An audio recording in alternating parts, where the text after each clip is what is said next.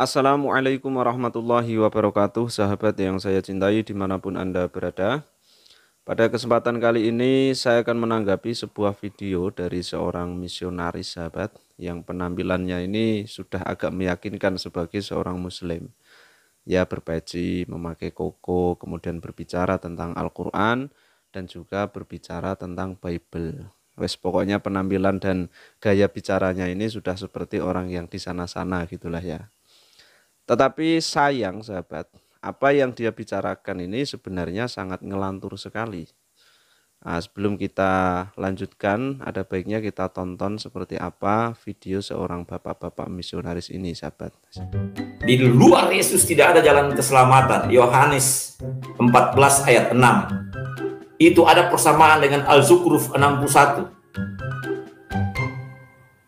Al-Zukhruf 61 dikatakan juga, janganlah kamu ragu-ragu tentang hari kiamat, percaya pada Isa, inilah jalan yang lurus. Janganlah kamu ragu-ragu tentang hari kiamat, percaya pada Isa, inilah jalan yang lurus. Janganlah kamu ragu-ragu tentang hari kiamat, percaya pada Isa, inilah jalan yang lurus. Bagi sahabat yang memiliki pengetahuan yang luas, tentu pernyataan dari si bapak ini tidak memiliki pengaruh apa-apa. Bahkan mungkin malah menjadi sebuah lelucon, sahabat ya. Akan tetapi persoalannya itu akan menjadi lain ketika yang mendengarkan adalah sahabat-sahabat kita yang pengetahuannya itu masih minim. Bisa jadi apa yang disampaikan oleh si bapak ini ya dibenarkan atau bahkan malah diikuti ya. Na'udzubillahi min dzalik. Oleh karenanya dalam kesempatan ini perlu kiranya pernyataan dari si bapak ini kita luruskan agar tidak terjadi salah paham di antara saudara-saudara kita. Namun sebelum kita membahas lebih jauh lagi pernyataan yang disampaikan oleh si bapak ini, ada baiknya sahabat menonton video ini dulu, sahabat. Para murtadin saat ini sampai makan tai.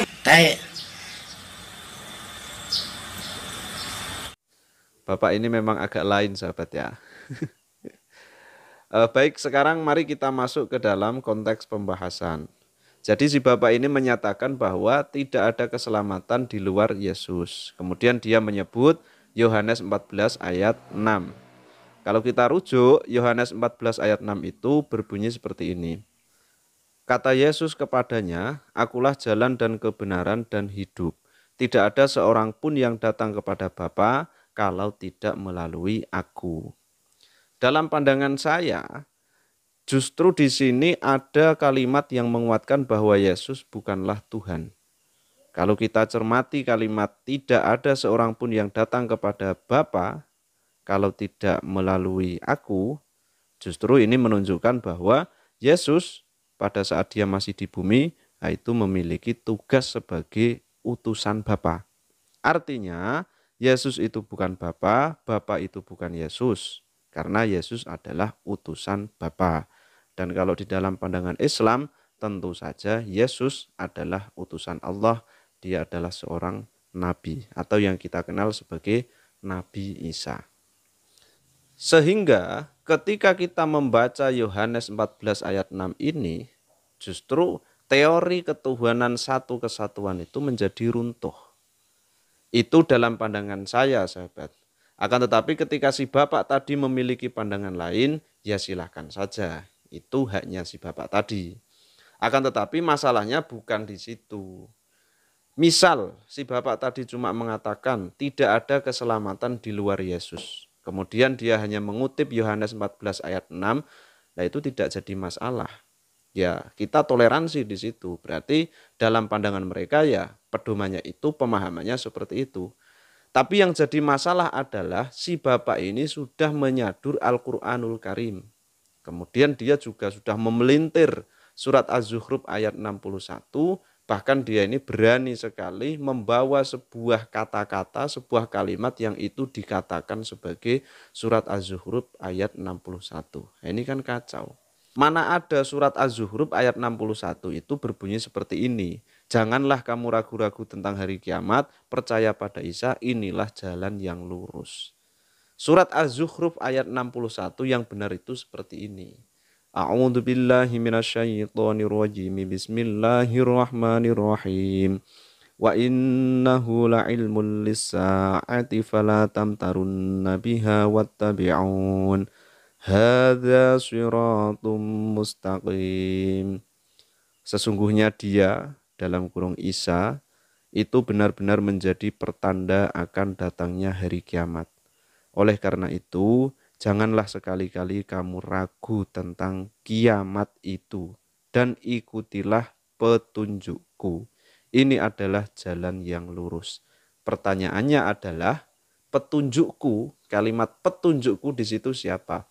Di situ adalah petunjuk Allah Subhanahu wa Ta'ala. Dan lebih jauh lagi sahabat, ketika kita melihat tafsir tahlili yang disampaikan di laman NU Online, yang sahabat semuanya juga bisa mengakses, di situ ada penjelasan seperti ini.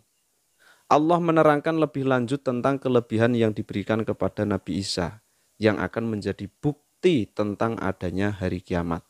Hal itu karena Nabi Isa memiliki mukjizat-mukjizat besar, seperti menghidupkan orang mati, menyembuhkan kebutaan, dan sebagainya.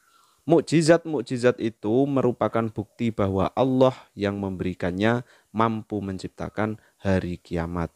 Di samping itu, hadis-hadis sahih menginformasikan akan datangnya Nabi Isa menjelang hari kiamat. Hadis itu diriwayatkan dari berbagai sumber, di antaranya Abu Hurairah, Ibnu Abbas, Ikrimah, Al-Hasan, Qatadah, dan Ad-Dohak. Sehingga dipandang mutawatir oleh sebagian ulama. Hadis itu diantaranya adalah Nabi SAW bersabda, demi Allah yang menguasai jiwaku, hampir saja turun kepada kalian Isa bin Maryam sebagai hakim yang adil. Riwayat Al-Bukhari dan Muslim. Dengan demikian, maksud ayat ini adalah bahwa munculnya Nabi Isa menjelang hari kiamat merupakan tanda bahwa kiamat akan datang. Selanjutnya, Allah meminta manusia agar tidak meragukan datangnya hari kiamat. Karena itu, mereka harus mempersiapkan diri dengan cara beriman dan berbuat baik supaya dapat memetik buah iman dan amalnya nanti di akhirat. Dengan begitu, manusia akan hidup bahagia selamanya di hari akhirat nanti. Allah meminta Bani Israel agar mengikuti ajaran-ajaran yang ia sampaikan kepada Nabi Isa mengenai adanya hari kiamat. Ajaran tentang adanya kiamat meminta manusia agar berbuat baik sebagai persiapan untuk menghadapinya. Ajaran itu merupakan jalan yang lurus, yang mutlak benar dan pasti dapat mengantarkan manusia ke kehidupan yang bahagia di akhirat. Jalan yang lurus itulah yang diajarkan Islam, yang merupakan agama yang dibawa semua nabi, termasuk nabi terakhir yaitu Nabi Muhammad SAW. Dan pada akhirnya di sini kita bisa sampaikan bahwa ajaran baginda Nabi Muhammad SAW, ajaran Nabi Isa, ajaran Nabi Musa, ajaran Nabi Ibrahim, ajaran nabi-nabi yang lain, semuanya itu sama, yaitu apa? Mengesahkan Allah Subhanahu wa Ta'ala, la ilaha illallah Muhammadur Rasulullah. Ihdinas siratal mustaqim. Assalamualaikum warahmatullahi wabarakatuh.